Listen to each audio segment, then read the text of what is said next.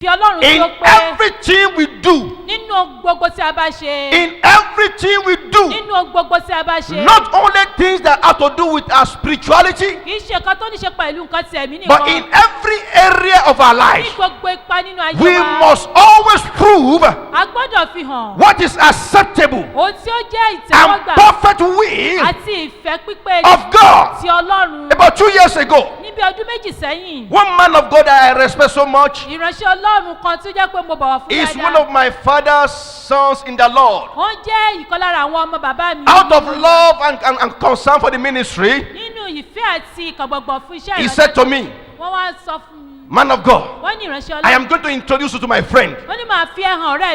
And he told me the name of his friend. And ladies and gentlemen, his friend is one of the people that we can call a big man of God in this country today.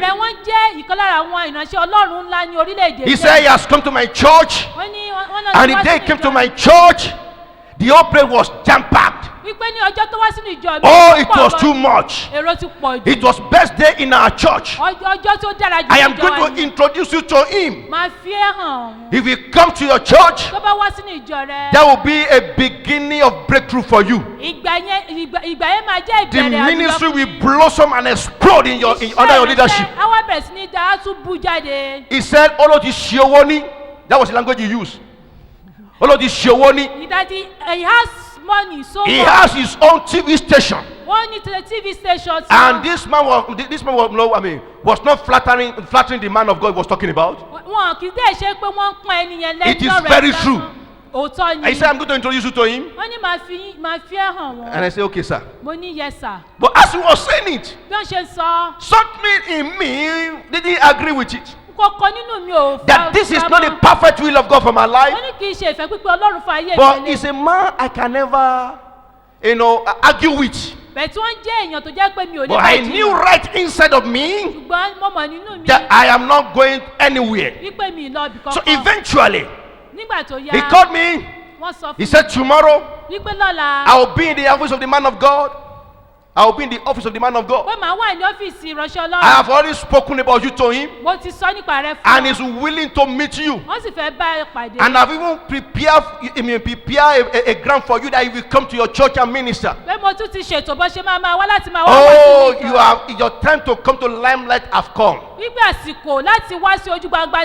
said, so tomorrow, I'll be in his office. I will call you when I get there. Eventually, the second day, he called me in the morning. He said, I'm not in the office of the man of God. He said, you don't need any protocol to call me. Your name will be given to the protocol. Nobody will disturb you. You just come in straight.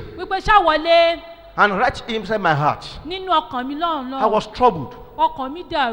Why? This man of God thought he was doing me a favor. He thought he was helping me. And he was very sincere. Very innocent man of God. But he was following this man of God foolishly, unknowingly. So I didn't want to tell him no. Because if I tell him no, he will feel so bad. But right on my inside, I said, I'm not going anywhere. After about 2 hours, he said, where are you now? We are waiting for you. I said, excuse me, sir. I will not be able to come. He said, what is wrong with you? He just called the phone. And I have a very deep breath. I'm talking about proving what is perfect and acceptable will of God. And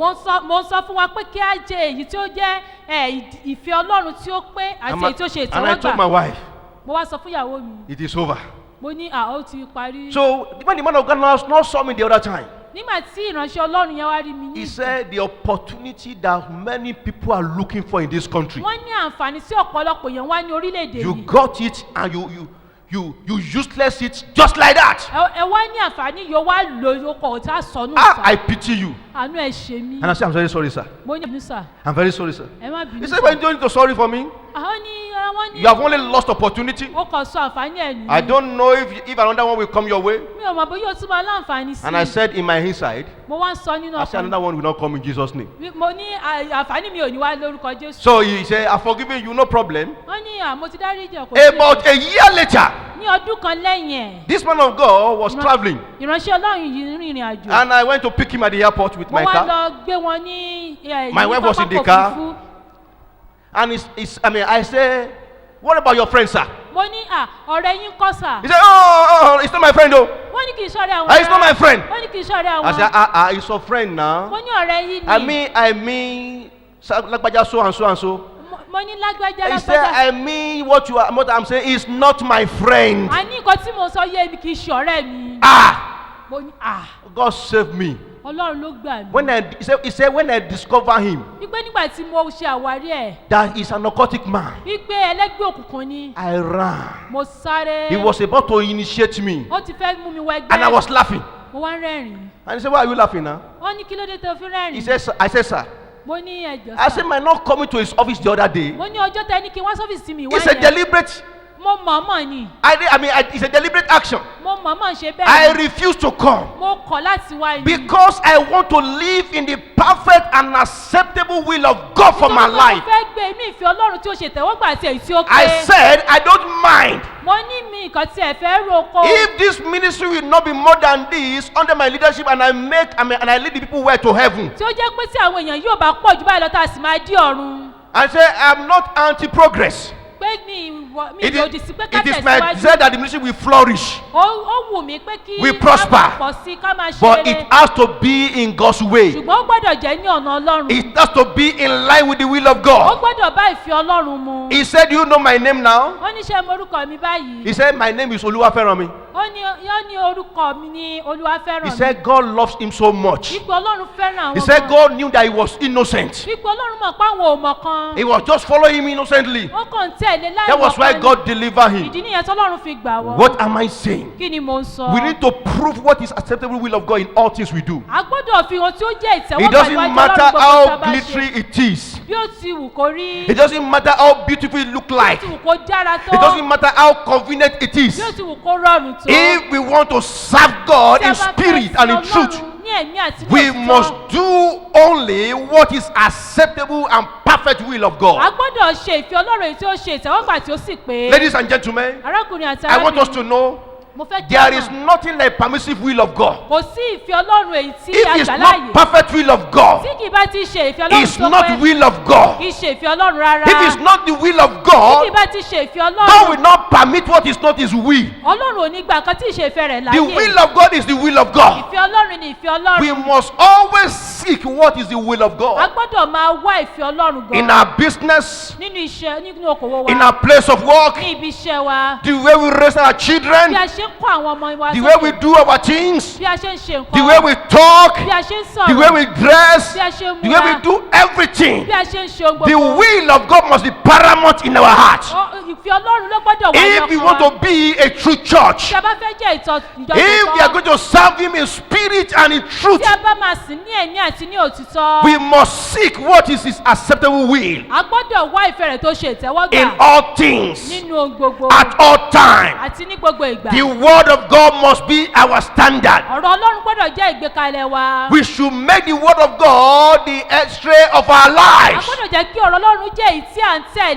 Before we take any action, we should find out what does the Bible says about this thing. What does the Bible says about this? What is the standard of God concerning this? That must always be our concern. People of God, this is why Christ did not fall into temptation of the devil. He was looking for what is perfect will of God. He doesn't care what happens to him. Truly he was hungry, but he was not ready to quench the hunger in any other way. He chose to continue to be hungry than to quench quench the hunger in any way. People of God, hunger is legitimate. It's legitimate thing. So also, there are some legitimate needs in our lives. We should not be desperate in taking care of them. We should not be like Esau that sold his birthright because of hunger.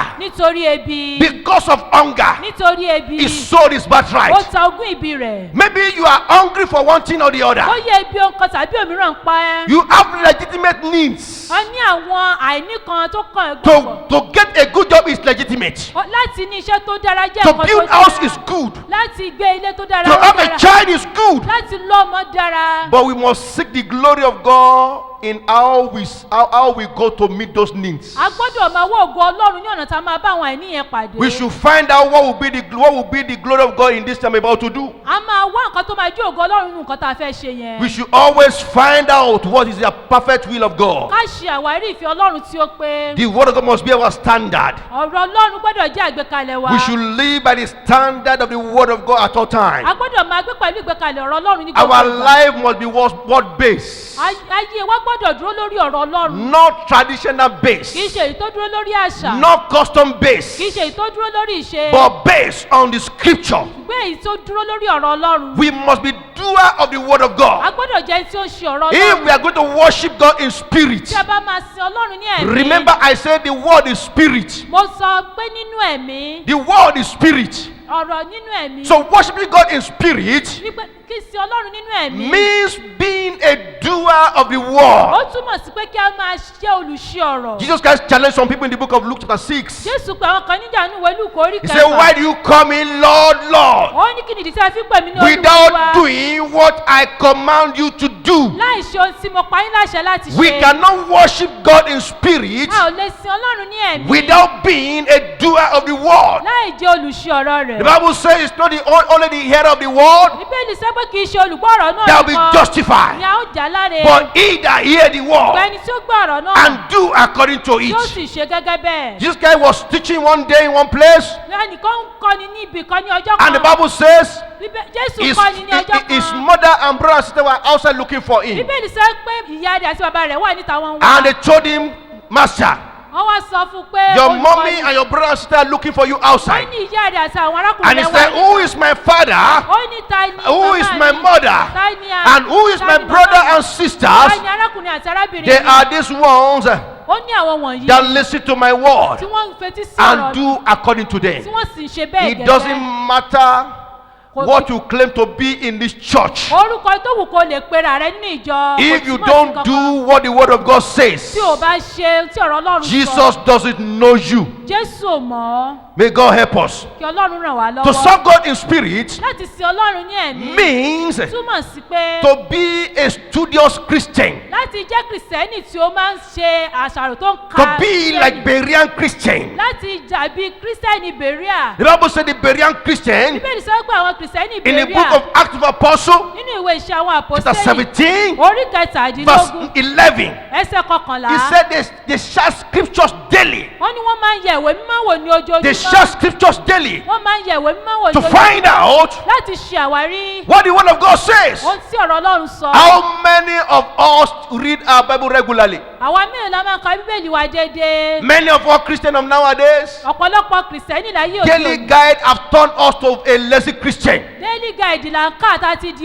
Once we just read a verse and read the daily guide, that is enough for the day. You are not worshiping God in spirit. He said the word that I speak, they are spirit. To worship God in spirit, you must have the spirit in you. You must have the spirit in you. And this spirit is the word of God. This is what will give your life a meaning. The word of God you have on your inside. We must be studious Christians. We must be very close to our Bible. If we are going to worship God in spirit, Not just to decorate our Bibles or be putting it under your pillow. If you put Bible under your pillow so that you will not have bad dream, you are just deceiving yourself. You put Bible under your pillow so that witches and wizards will not oppress you in the night. The Bible under your pillow will not stop the oppression of the devil. It is the word of God in you. It is the spirit in you, which is the word of God, that will hinder the enemy, that will fight the enemy. In your dream, it is what the enemy cannot withstand. If you like to load your room with Bibles, it doesn't matter. But what you have on your inside, I mean the word of God you have on your inside, is what devil fear. We need to be studious. We need to be studious. We need to be studious. God will help us in Jesus' name. I say may God help us in Jesus' name. Bible says those that will worship God must worship Him in spirit and in truth.